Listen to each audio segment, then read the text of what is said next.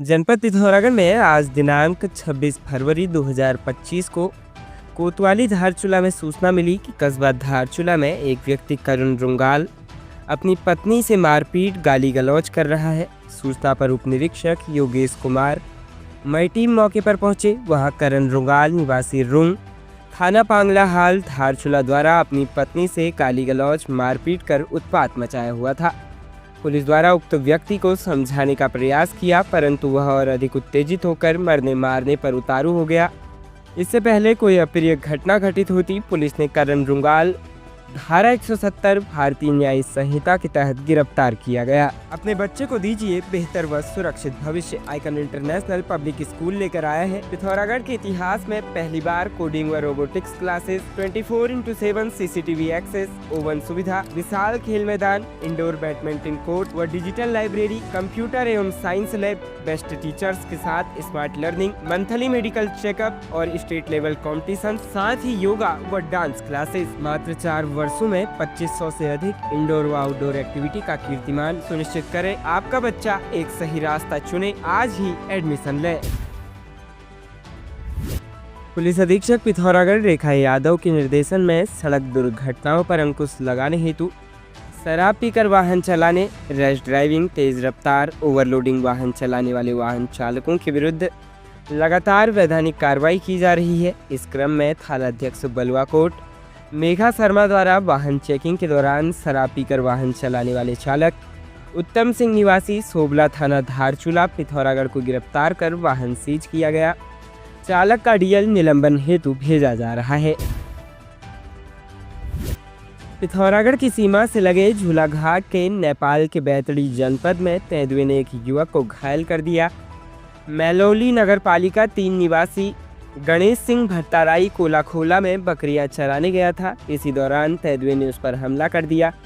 Ward अध्यक्ष गगन सिंह भाट ने बताया कि हमले में घायल होने के बाद भी गणेश सिंह ने दराती से तेंदुए पर पलटवार किया। इस पर तेंदुआ उसे छोड़कर भाग गया और गणेश सिंह की जान बच गई। घायल को प्राथमिक उपचार के बाद पाटन स्वास्थ्य केंद्र भेजा है। जनपद पिथौरागढ़ में खुल गया है पहला आयुर्वेदिक चिकित्सालय, उपचार एवं पंचकर्म केंद्र श्री शिवाश्रम, विण ब्लॉक निकट एपी हस्तिराहा पिथौरागढ़। यह मोटापा, स्लिप डिस्क, साइटिका, डबीनस पीठ दर्द, कब्ज, फ्रोजन शोल्डर, हड्डी बढ़ना, सर दर्द, जोड़ों के दर्द, गठियाबाद, त्वचा रोग, अनिद्रा सहित अन्य रोगों हेतु बेहतरीन थेरेपी दी जाती है। आयुर्वेदिक डॉक्टर द्वारा रोगों की जांच तथा खून की जांच के बाद सही खान पान हेतु आयुर्वेदिक डाइट चार्ट भी प्रोवाइड कराया जाता है। योग गुरु द्वारा निःशुल्क योगा की सुविधा दी जाती है।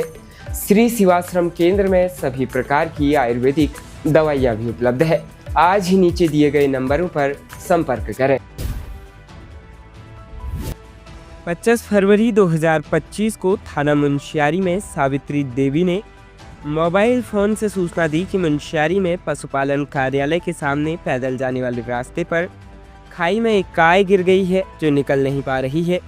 इस सूचना पर थानाध्यक्ष मुंशियारी अनिल आर्या, मई पुलिस टीम व आईटीबीपी के जवानों को लेकर रेस्क्यू उपकरणों सहित मौके गए, जहां एक गाय करीब 50 मीटर नीचे खाई गिरी में हुई थी।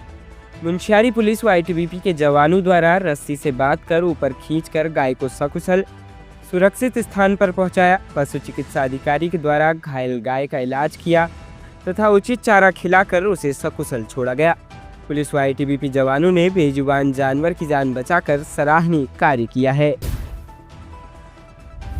सीमांत जनपद पिथौरागढ़ के हिपा गांव सड़क सुविधा से वंचित है। किसी के बीमार पड़ने पर यहां के लोगों का डोली ही एकमात्र सहारा है। स्थिति यह है कि कई बार मरीज को डोली से सड़क तक पहुंचाने के लिए भी गांव में लोग नहीं मिल पाते हैं। ऐसे ही एक मामले में पैर टूटने से लाचार युवती 4 लोगों ने डोली से सड़क तक पहुंचाया। बेरीनाग के प्रेमनगर से हिपा के लिए कई बार सड़क का सर्वे तो किया गया, लेकिन आज तक गांव यातायात सुविधा से नहीं जुड़ सका। यहां के लोगों को 3 से 7 किलोमीटर की दूरी पैदल ही तय करनी पड़ती है। कुछ दिन पूर्व दीपक सिंह की पुत्री दीक्षा के पैर में फ्रैक्चर आ गया था। उपचार के लिए उसे डोली से ही सड़क तक पहुंचाना पड़ा। प्रेम सिंह कार्की ने बताया कि सड़क के लिए वर्ष 2022 और 2024 में चुनाव बहिष्कार भी किया गया था। शासन प्रशासन से केवल कोरे आश्वासन ही मिले हैं। सरकारी तंत्र की अनदेखी पर ग्रामीणों ने स्वयं ही सड़क काटनी शुरू की। आपसी सहयोग से बमरेत तक सड़क काटी। हीपा गांव अभी भी सड़क से वंचित है। यहां पहुंचने के लिए 3 किलोमीटर की दूरी पैदल ही तय करनी पड़ती है। सबसे अधिक समस्या किसी के बीमार पड़ने पर होती है। ग्रामीणों ने शासन प्रशासन से शीघ्र गांव तक सड़क निर्माण कराने की मांग की है। पिथौरागढ़ की सीमा से लगे मित्र राष्ट्र नेपाल के नेपालगंज में आयोजित विश्व प्रतिभा अंतर्राष्ट्रीय सम्मान समारोह में पिथौरागढ़ निवासी डॉक्टर प्रमोद कुमार श्रोत्री को भारत, नेपाल, अमेरिका, श्रीलंका, भूटान आदि देशों से आए हिंदी साहित्यकारों, नेपाल के निवर्तमान कृषि व भूमि व्यवस्था मंत्री भंडारी लाल अहिर, वन व वातावरण मंत्री बादशाह कुर्मी, प्रधानमंत्री नरेंद्र मोदी के सलाहकार जस भाई पटेल, संस्था के अध्यक्ष आनंदगिरी मायालू आदि की उपस्थिति में साहित्य, शिक्षा, कला व समाज सेवा के क्षेत्र में उल्लेखनीय योगदान के लिए साहित्याकाश के समक्ति सितारे उपाधि से विभूषित करते हुए विश्व प्रतिभा अंतर्राष्ट्रीय सम्मान 2025 प्रदान किया गया। डॉक्टर प्रमोद कुमार श्रोत्री की इस उपलब्धि पर पिथौरागढ़ के साहित्यकारों इंजीनियर ललित शौर्य, डॉक्टर पीताम्बर अवस्थी, डॉक्टर आनंदी जोशी सहित अन्य बुद्धिजीवियों व गणमान्य जनों ने बधाइयां दी है।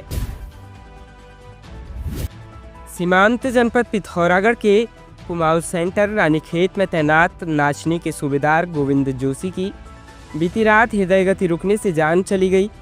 मंगलवार को सेना के अधिकारी उनका शव लेकर पैतृक गांव पहुंचे। यहां सैन्य सम्मान के साथ परिजनों ने नदी किनारे उनकी अंत्येष्टि की। रानीखेत से सेना में सूबेदार जोशी का शव जैसे ही उनके पैतृक गांव पहुंचा तो माहौल गमगीन हो गया। परिजन बिलक बिलक कर रोने लगे। आसपास मौजूद लोगों ने उन्हें किसी तरह संभाला।